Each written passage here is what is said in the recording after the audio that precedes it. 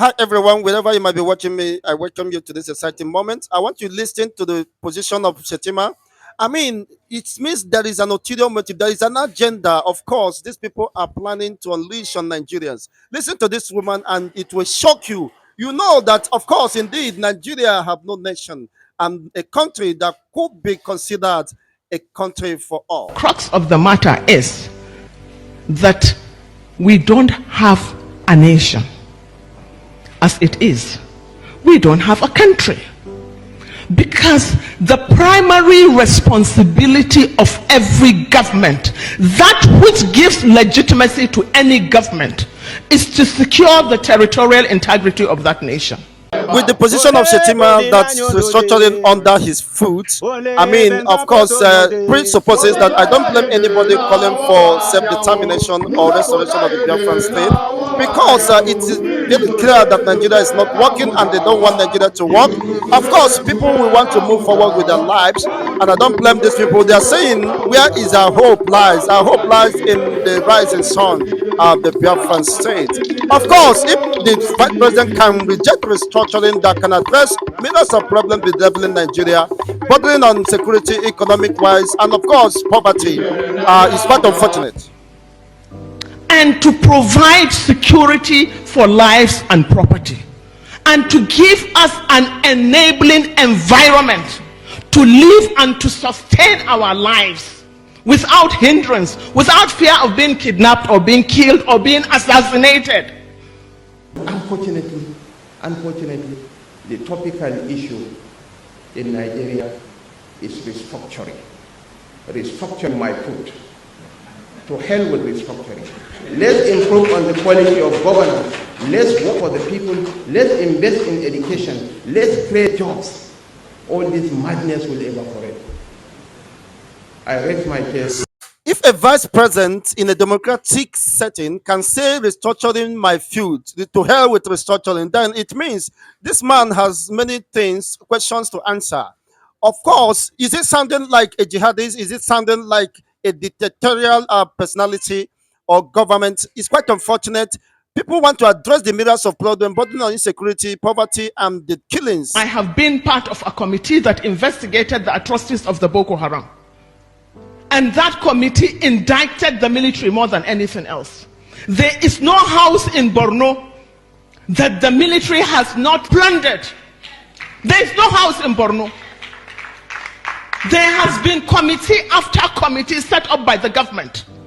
And the government has failed to bring these people to book. In fact, this current leadership of the military in Nigeria today are an extension of that one. And this government has failed to even acknowledge the reports of those investigations. We all know today that in this government, papers have been given, investigations have been made into the atrocities and the corruption in the military. We all know today that the Air Force, the papers or the investigation of the Air Force has been made public. That of the Navy has been made public. But that of the Army has been swept under the carpet by this government.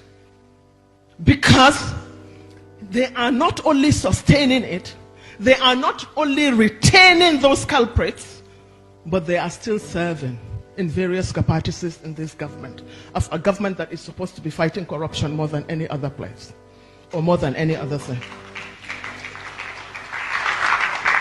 Now, with this, we should also look at the irresponsibility of the political elite. The political elite in this country have done nothing but to cash in on this poverty, on this ill education of the mass majority of Nigerians. They use them, they have used you and turned your psyche into slaves, slaves of religious and ethnic manipulations. No one has ever seen the son of a governor even going out to campaign. No one has ever the son or the daughter of the president going out to campaign. And no son of even a councillor, not to talk of a senator or a chairman or a governor, that has been abducted or that has been slaughtered on the streets. But the idiots that call themselves the masses allow themselves to be used through religion or ethnicity to divert attention, but to continue to make you into slaves that will be exploited again and again unending. So until you put into your thick heads that you are no slaves to anybody, that the resources of Nigeria is ours, then you will continue to be enslaved. You will be where you are forever, starving. I have never seen the son of the imam being slaughtered or rioting. Neither have I ever seen the son of the pastor. I don't know the difference between a Christian child and a Muslim child. Ladies and gentlemen, we can go on and on. However, the crux of the matter is that we don't have a nation. As it is, we don't have a country. Because the primary responsibility of every government, that which gives legitimacy to any government, is to secure the territorial integrity of that nation and to provide security for lives and property, and to give us an enabling environment to live and to sustain our lives without hindrance, without fear of being kidnapped or being killed or being assassinated.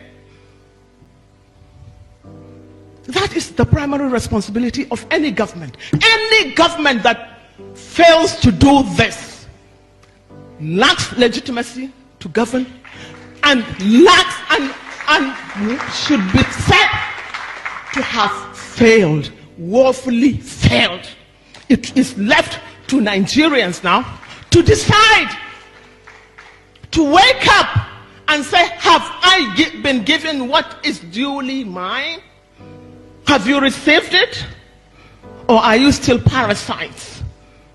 Are you still slaves in your mentalities? You have to be able to think.